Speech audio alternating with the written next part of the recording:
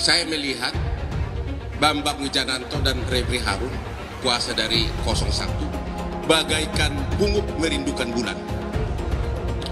Dia mau membatalkan suara 90 juta lebih dari 02. Dia membawa 9 saksi fakta. Tapi 2 dari saksi fakta itu hanya mempersoalkan, 1 mempersoalkan 300. Dia mengatakan ada pencoplotan suara 300 di dalam kamar. Tapi dia tidak tahu nomor urut berapa yang dia tusuk. Dia hanya bilang kayaknya di tengah, katanya. Itu nggak bisa, jadi yang 300 gugur. Ya, dan juga dia nggak tahu siapa yang coplos. Kan untuk hukuman harus jelas. Ya, bukti bahwa pungut merindukan bulan yang kedua. Satu lagi saksi saya mengatakan ada 2 suara. Bayangin, 2 suara dipersoalkan melawan 90 juta suara. Tadi setelah ditunjukkan oleh ketua KPU ternyata dia nyerah.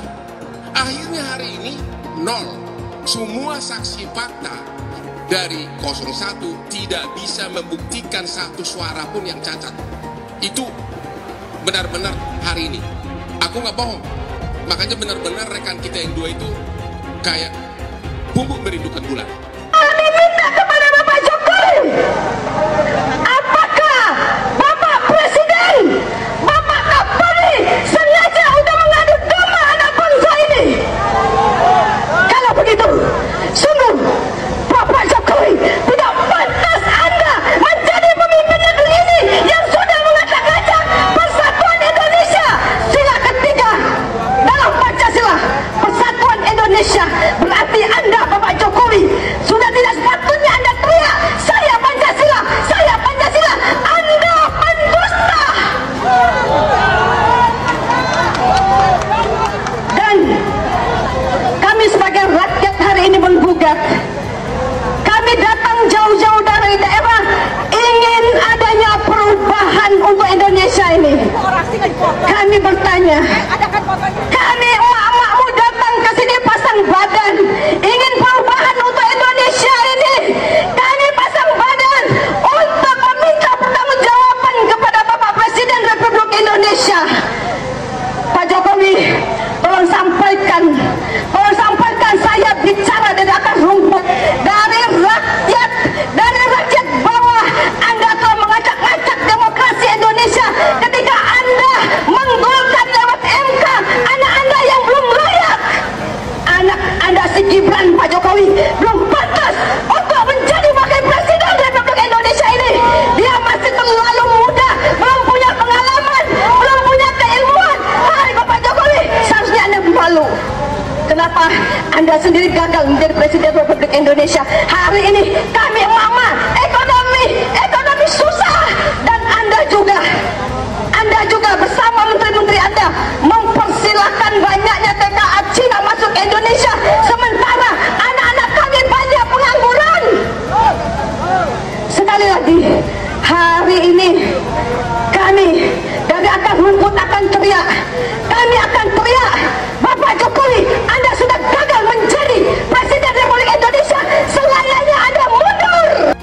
Jika hakim berlaku jujur, berlaku adil, maka tempatnya adalah di surga.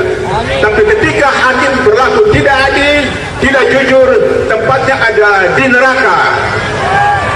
Sebelum neraka di akhirat, masuk dulu neraka di dunia, yaitu di penjara Cipinang. Allahu Akbar. Oleh karena itu, maka saya berharap kepada Bapak Ibu sekalian, sampai tanggal 22 hari terakhir MK harus memutuskan siapa yang bersalah, siapa yang benar. Bapak Ibu senantiasa harus ikut serta bersama-sama dengan Presidium untuk selalu meramaikan sampai 1 juta, 2 juta. Insya Allah MK akan mengubah pendiriannya kembali kepada hati nuraninya. Bersedia Bapak Ibu untuk datang berjuta sampai 1 juta, sampai 2 juta. Insyaallah. Bawa keluarga, bawa anak istri, bawa tetangga. Mari kita bersama-sama untuk mempenjarakan Jokowi. Penjarakan Jokowi. Penjarakan Jokowi. Penjarakan Jokowi. Penjarakan Jokowi. Allahu Akbar. Allahu Akbar. Allahu Akbar. Allahu Akbar. Allahu Akbar. Allahu Akbar. Merdeka. Merdeka. Merdeka. Merdeka. Merdeka. Merdeka.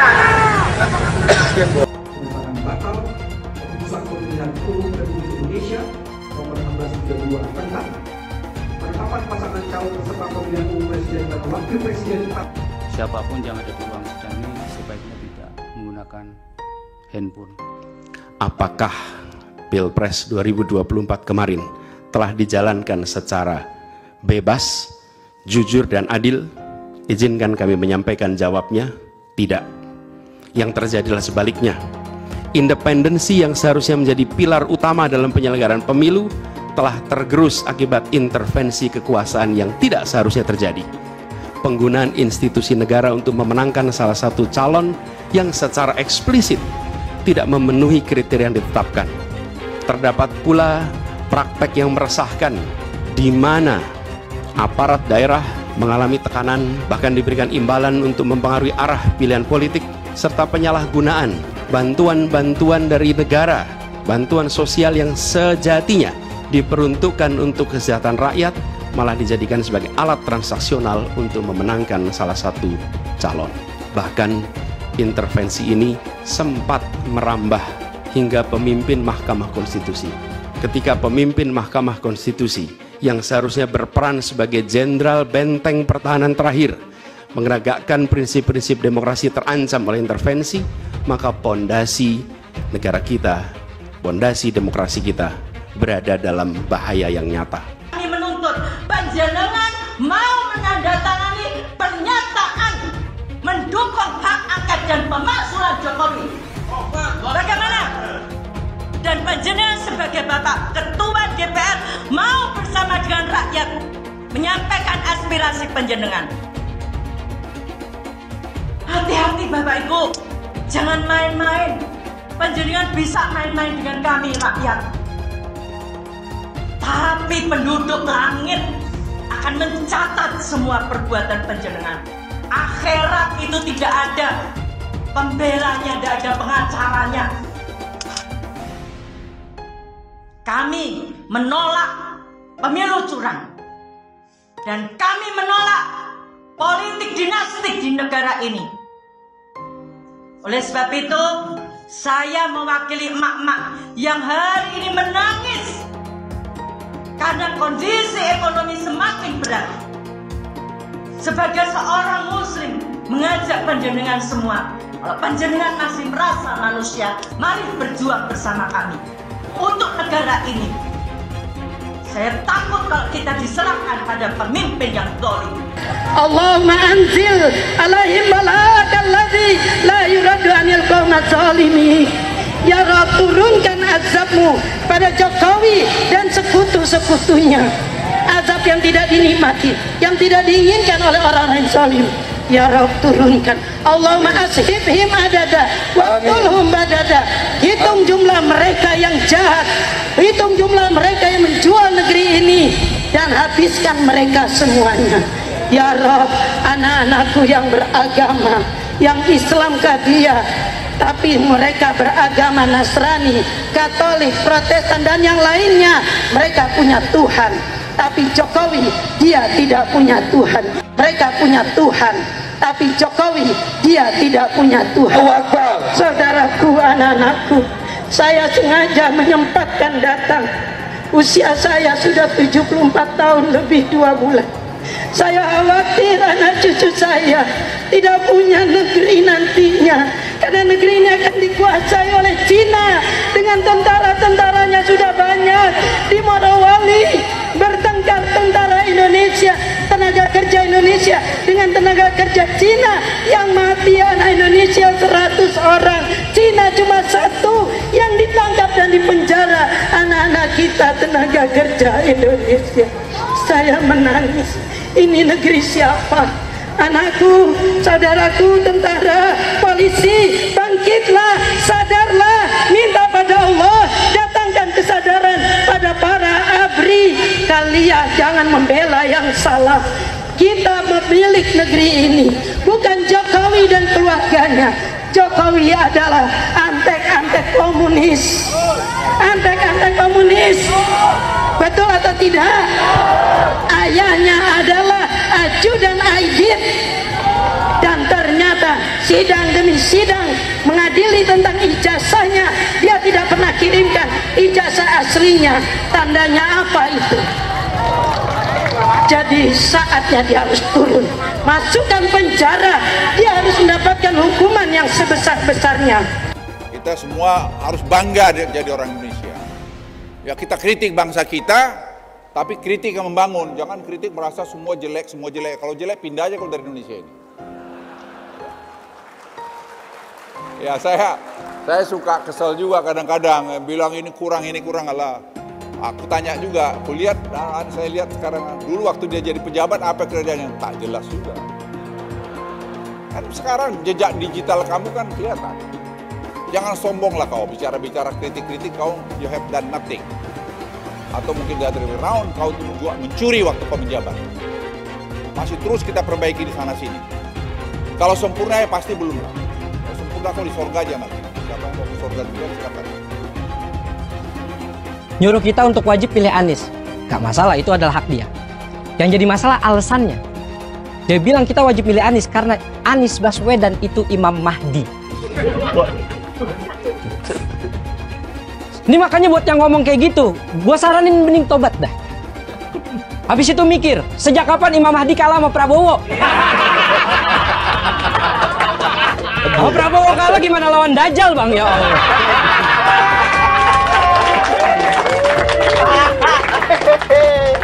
Dari sekian banyak penyampaian aspirasi, dari berjilid-jilid diskusi, belum ada solusi untuk negeri ini.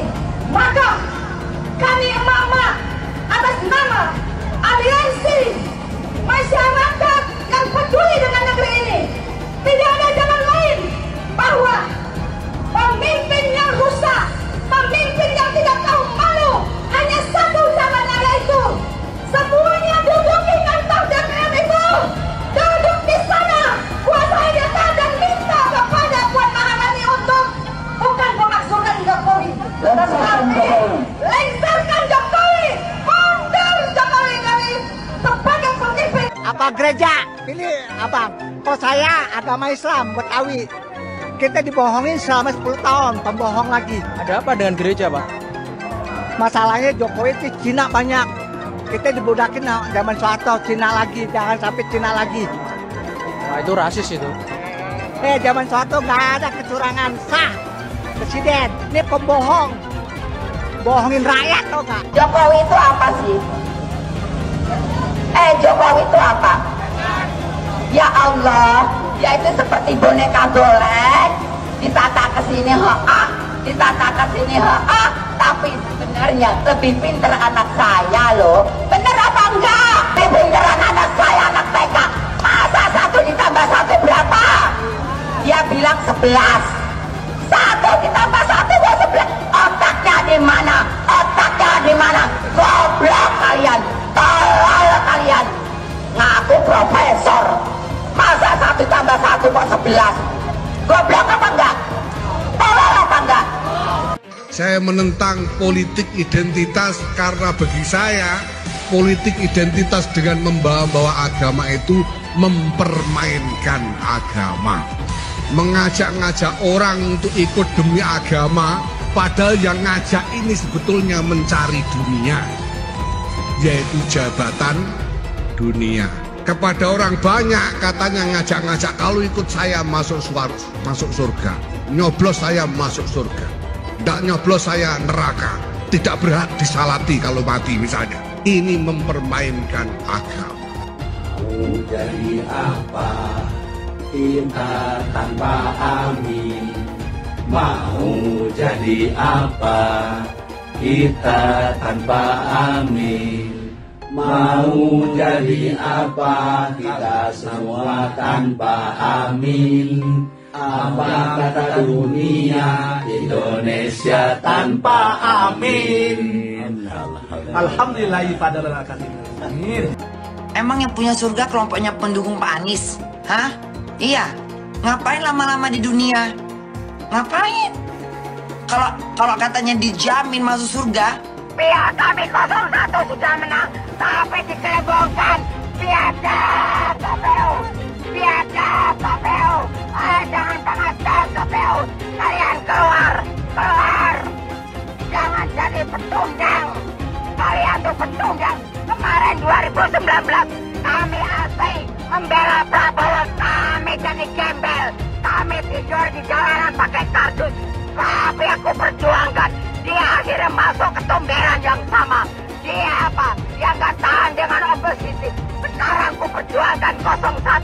aku perjuangkan Anies Baswedan. Kami perjuangkan Bapak Anies Baswedan itu gak menang. Lawan dia. Lawan. Hai KPU, dengarkan suara hati rakyat. Jangan pernah membuka pembicaraan atau berdebat dengan pendukung 01. Karena capek, beneran capek. Mereka itu kalau berdebat nggak apple to apple, selalu bawa-bawa agama. Seolah-olah mereka mengkotak-kotakan dirinya sebagai pendukung dengan agamanya yang kuat dan lebih soleh daripada pendukung paslon-paslon yang lain. Jadi kan percuma ya, kalau kita berdebat pun tidak debat yang nyambung. Kan mereka ini kemarin bilang bahwa Anies Baswedan ini Imam Mahdi. Terus kemarin kampanye juga bilang bahwa malaikat Jibril sudah merestui Anies Baswedan ini sebagai hambanya Allah yang ditunjuk untuk memimpin negara ini. Nanti lama-lama mereka dipanggil sama malaikat Israel. Suara Anda jangan mau dibeli, itu menguntungkan oli. Marilah kita tegakkan demo. Indonesia bukan milik dinasti. Indonesia bukan milik. Gak belok-belok. Gak milih Anies masuk neraka. Ya, emangnya Anies malaikat? Emangnya Anies Allah? Dia juga belum tentu di belakang kita mah. Kan ya, anaknya aja boro-boro pakai jilbab, Ibu. Anaknya aja nggak pakai jilbab. Iya. Nih, masalah surga dan neraka hanya Allah yang tahu. Barangkali jangan salah, Prabowo kan haji. Jangan merasa dia paling hebat. Jangan jual-belikan agama. Kita capres-capres aja. Nasional. Tadi viralin. Gitu. Indonesia aku maju. Bisa aja ya nggak? Sekarang berubah, apa yang dirubah? Purwakarta ya Purwakarta aja, nggak bisa ada jadi yang lain-lain. Harus maju, bukan dirubah, dimajukan, ya nggak? Capek-capek belajar agama, capresnya Imam Mahdi. Mudah-mudahan aja, rugi dong. Yaitu Abah mengutus 1000 malaikat. 1000 malaikat. Dari 1000 malaikat yang satu malaikat membawa 1000 malaikat. Berapa itu di sebelahnya? 1 juta. Kita akan mencoblos pilihan Allah dan Rasulnya. Siapa Imam Mahdi? Profesor Dr. Anies Rashid Baswedan. Itu Imam Al-Mahdi. Al-Imam Al-Mahdi 2024 memenangkan Anies Baswedan. Kenapa? Imam Mahdi. Semua sedunia kalau haram tidak mendukung Anies untuk Presiden Indonesia 2024, Dajjal. Kalau tidak memenang Anies Baswedan untuk Presiden 2024, Dajjal. Catat itu, amin menang wajib, amin kalah dosa. Secara eksplisit ditulis dalam Al-Quran. Quran surah Al-Qasas ayat 26, Quran surah Asy-Syu'ara ayat 107, 125, 143, 162, 178, 193. Quran surah Ad-Dukhan ayat 18, ayat 51, Quran surah At-Takwir ayat 21, dan Quran surah At-Tin ayat 3. Tepuk tangan untuk kemenangan amin. Amin menang, amin kalah. Catat itu, amin menang wajib, amin kalah dosa. Kata amin disebut 14 kali di dalam Al-Quran, terdapat di dalam 8 surah. Insya Allah ini menjadi isyarat bahwa pada tanggal 14 Februari 2024 Bapak Anies akan menjadi presiden yang ke-8 dan Pak Muhaimin akan menjadi wakil presiden yang ke-14. Tepuk tangan. Amin menang, Amin kalah. Dosa. Hidup amin. Hidup amin. Capres amin. Menangkan amin. Amin menang 1 putaran. Amin. Amin. Amin menang. Wajib. Amin kalah. Dosa. Amin menang. Amin. Amin kalah. Dosa. Hamba itu namanya Anies Baswedan. Dia akan panggil malaikat Jibril. Wahai Jibril, aku mencintai hambaku yang insya Allah namanya Anies Baswedan.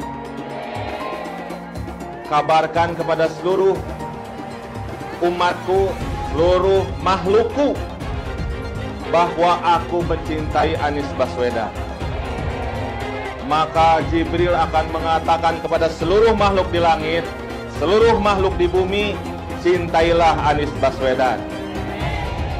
Maka insya Allah makhluk di langit dan makhluk di bumi semuanya akan mencintai Anies Baswedan dan mendoakan pada 14 Februari insya Allah Anies Baswedan Presiden Republik Indonesia. Siap Bekasi memenangkan Anies Baswedan 80%? Siap menang 1 putaran? Saya tidak mau pemimpin masa depan menyalahkan angin di kemudian hari. Anda kalau nyindir lain kali jangan pakai angin, Mas. Mau bilang lagi, jangan salahkan angin. Saya kan sampaikan soal angin ya kemarin.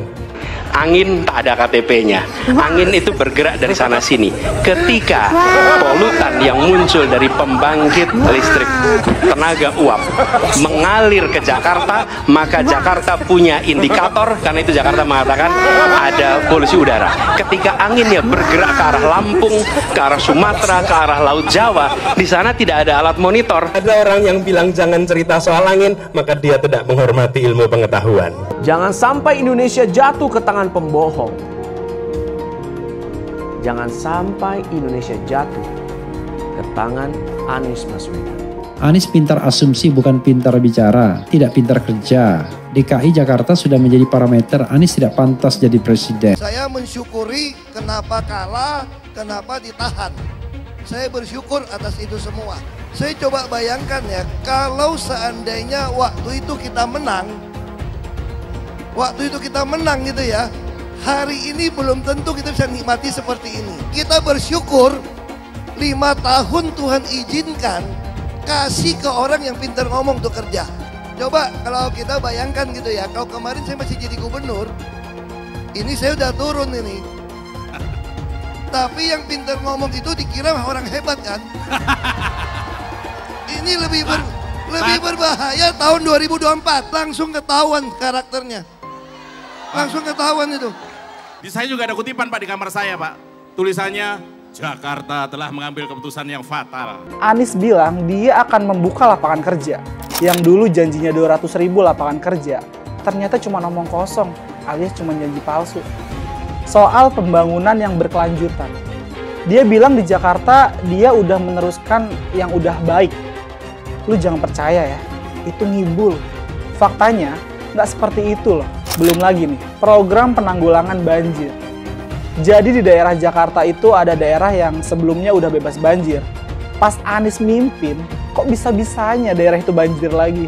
Gimana nggak banjir kalau kalinya udah nggak pernah dikeruk sama dibersihin, Pak? Kalau soal Jakarta, gue bisa bicara banyak deh. Jadi gue saksi bobroknya kepemimpinan Anies di Jakarta.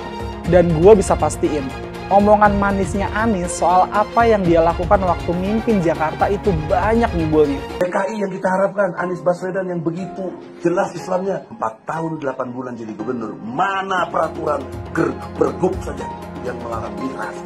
Mana perda Islam apalagi? Yang akhirnya tidak berani juga menegakkan hukum Islam. Banjir tetap banjir, macet tetap macet, kriminalitas Jakarta. Anda tahu, 2 menit sekali terjadi pencurian. Sekarang orang sedang euforia, dia mau dicapreskan. Bagaimana umat terjebak lagi, bodoh lagi, masuk lagi. Kalau misalnya memang Anies itu mau maju dan dia tekad mau menegakkan hukum Islam dan menyatakan perlawanan, saya tunggu. Tapi dia tidak lakukan itu. Bapak politik identitas Indonesia Anies Baswedan, Bapak intoleransi Indonesia Anies Baswedan.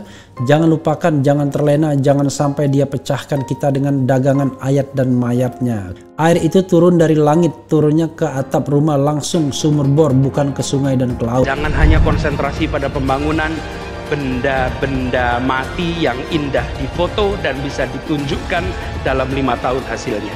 Kalau kita mau menilai sebuah janji, maka lihat janjinya atau lihat kenyataannya. Dulu janjinya apa ya? Dan ini aneh, betul-betul aneh. Ini bukan kampanye, tapi saya sampaikan di sini. Di satu sisi menyiapkan jalur-jalur air untuk dikirim ke laut, di sisi lain di lautnya dipasang dengan pulau reklamasi, tinggal tunggu waktu jadi rob, air balik. Dan ini melawan sunatullah. Kenapa? Air itu turun dari langit ke bumi, bukan ke laut. Harusnya dimasukkan ke dalam bumi, masukkan tanah. Di seluruh dunia air jatuh itu dimasukkan ke tanah, bukan dialirkan pakai gorong-gorong raksasa ke laut. Jakarta telah mengambil keputusan yang fatal. Bukan banjir, itu memang parkir air. Bukan banjir, itu memang parkir air. Masyarakat berkeliling dengan membawa toa untuk memberitahu semuanya, termasuk sirine. Ibon 82 miliar. Apa alat transportasi yang dimiliki oleh hampir setiap orang?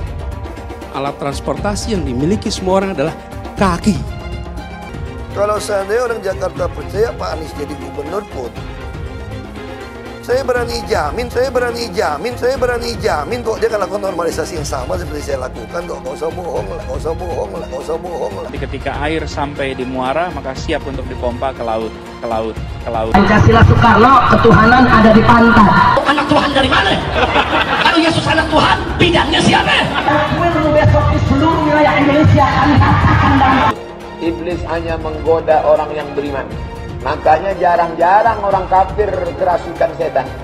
Yang kerasukan setan itu orang baik-baik. Jarang, saya belum pernah nengok Cina kerasukan setan. Pernah tak Ahok itu kerasukan setan? Enggak, setannya juga. Karena sesama setan dilarang saling menggoda. Karena di salib itu ada jin kafir. Haleluya. Kepalanya ke kiri apa ke kanan?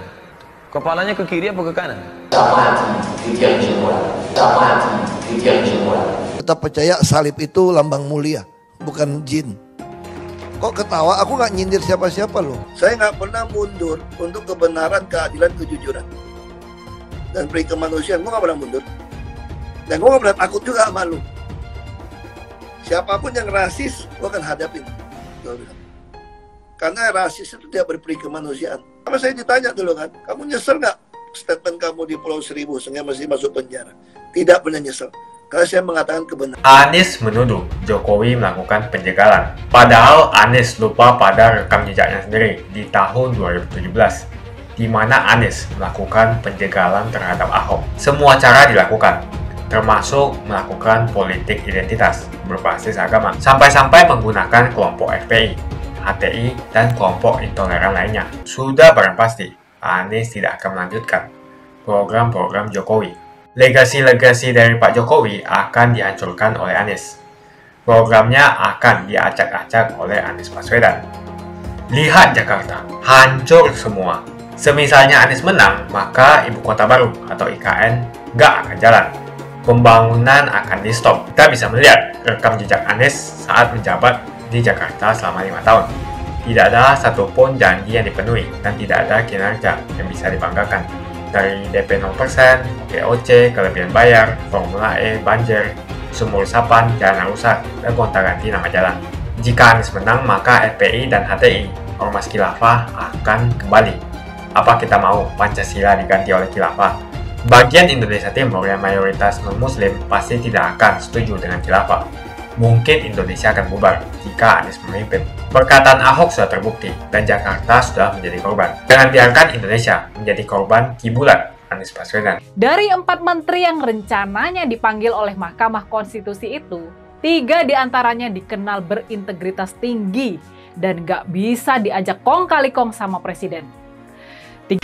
Terobosan itu dilakukan oleh Mahkamah Konstitusi Dan terobosan ini bisa jadi bakal bikin Presiden Jokowi benar-benar senewan. Benar-benar nggak bisa tidur. Bagaimana tidak?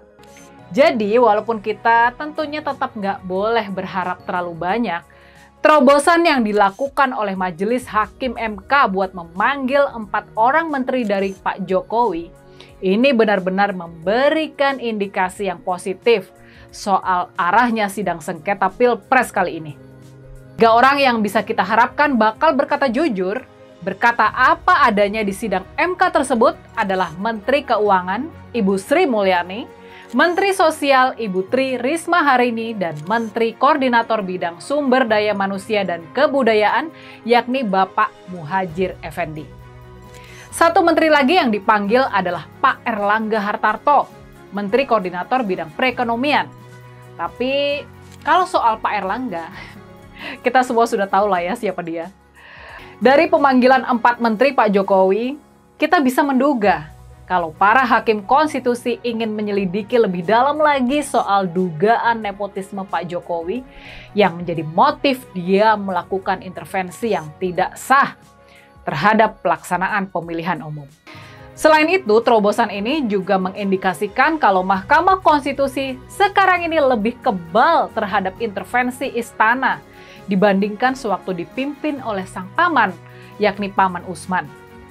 Pemanggilan ini adalah indikasi kuat kalau para hakim konstitusi gak bakalan berlaku sebagai mahkamah kalkulator belaka yang sebatas menghitung selisih suara belaka sebagaimana yang ditakutkan selama ini. Dari para menteri yang dipanggil, kita tahu bahwa para hakim konstitusi menaruh minat dan perhatian akan cawe-cawe Presiden Jokowi buat mengatur hasil Pilpres 2024 lalu. Para hakim konstitusi itu sesungguhnya tidak perlu diyakinkan lagi. Mereka tidak perlu diyakinkan lagi karena mereka memang sudah mengalaminya sendiri. Jadi, bisa jadi pemanggilan 4 menteri Pak Jokowi di sidang MK pada hari Jumat nanti, ini adalah plot twist dari cerita panjang drama Pilpres yang kata Pak Jokowi sendiri bakal banyak dramanya itu. Mereka merasakan benar intervensi istana tersebut. Mereka sudah melakukan perlawanan, namun gagal. Dan makanya kalau sekarang ini ada pihak yang paling mudah buat diyakinkan soal adanya intervensi kekuasaan Pak Jokowi dalam Pilpres yang baru lalu, maka pihak yang paling mudah buat diyakinkan itu adalah para hakim dari Mahkamah Konstitusi ini. Ayo, kita ingat-ingat lagi ya. Mahkamah Konstitusi adalah lembaga pertama yang diobok-obok buat meloloskan Gibran menjadi cawapres dari Pak Prabowo. Kita pastinya masih ingat kelakuan Paman Usman yang sampai dihukum oleh MK-MK itu, bukan?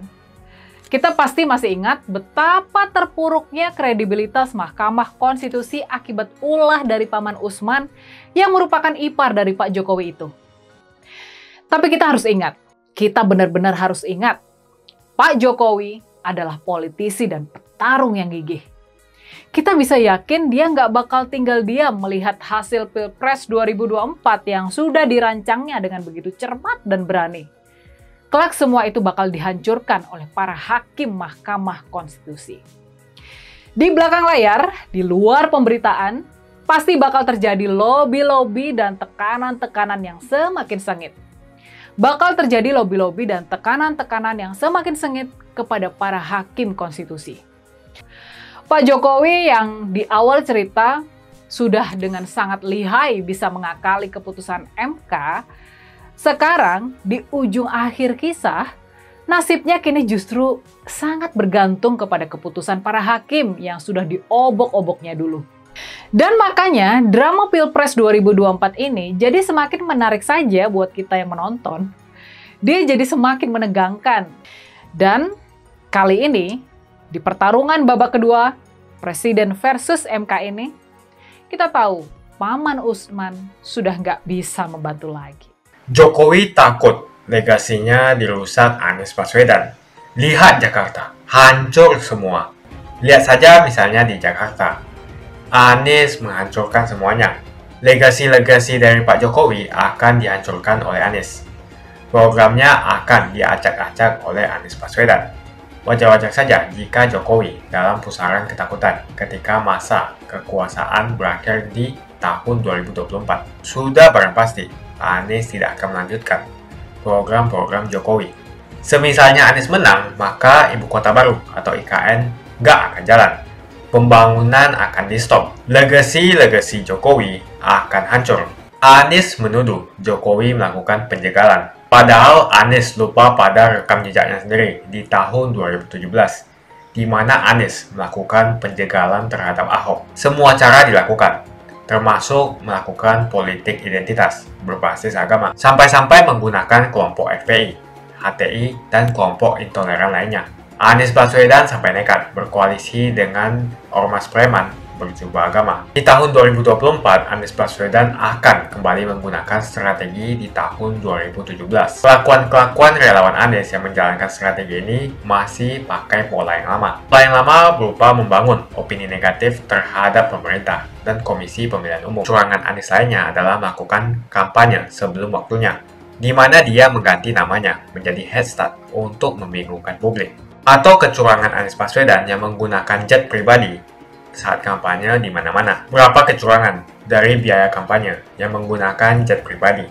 Apakah ini datang dari korupsi BTS yang dilakukan oleh Menkominfo dari Partai Nasdem? Tak main-main kecurangan maling atau korupsi yang dilakukan oleh Johnny G. Plate adalah sebesar 8 triliun rupiah. Suka tidak suka, senang tidak senang, sadar atau tidak sadar, pola Anies Baswedan ini sudah basi. Nampaknya para relawan Anies sudah tak punya cara atau metode lain dalam berkampanye, sehingga memainkan strategi play victim. Memang basi sih strategi ini, tapi sangat terbukti ampuh, apalagi jika ditambahkan dengan jualan isu agama. Kita bisa melihat rekam jejak Anies saat menjabat di Jakarta selama 5 tahun. Tidak ada satupun janji yang dipenuhi dan tidak ada kinerja yang bisa dibanggakan. Dari DP 0%, OKOC, kelebihan bayar, Formula E, banjir, sumur resapan, jalan rusak, dan gonta-ganti nama jalan. Diketahui Anies pun masih berhutang 100 miliar kepada Sandiaga Uno, dan sampai saat ini belum dibayarkan. Untuk jadi gubernur saja, Anies sampai berhutang 100 miliar kepada Sandiaga Uno, dan belum dibayarkan. Apalagi jadi presiden, berapa triliun yang akan Anies hutangkan? Dan bagaimana Anies bisa membayar utang triliunan itu? Apakah Indonesia siap untuk dijual? Jika Anies menang, maka FPI dan HTI, Ormas Khilafah, akan kembali. Apa kita mau Pancasila diganti oleh Khilafah? Bagian Indonesia Timur yang mayoritas non-Muslim pasti tidak akan setuju dengan Khilafah. Mungkin Indonesia akan bubar jika Anies memimpin. Perkataan Ahok sudah terbukti dan Jakarta sudah menjadi korban. Jangan biarkan Indonesia menjadi korban kibulan Anies Baswedan. Begitu saja opini saya tentang Anies Baswedan. Bagaimana opini kalian? Tuliskan di kolom komentar. Pastikan kalian semua menekan like di video ini. Dan jangan lupa bagikan video ini ke teman dan family Anda supaya mereka semua mengetahui tentang informasi ini. Tekan tombol subscribe dan bunyikan lonceng notifikasi supaya kamu tidak ketinggalan.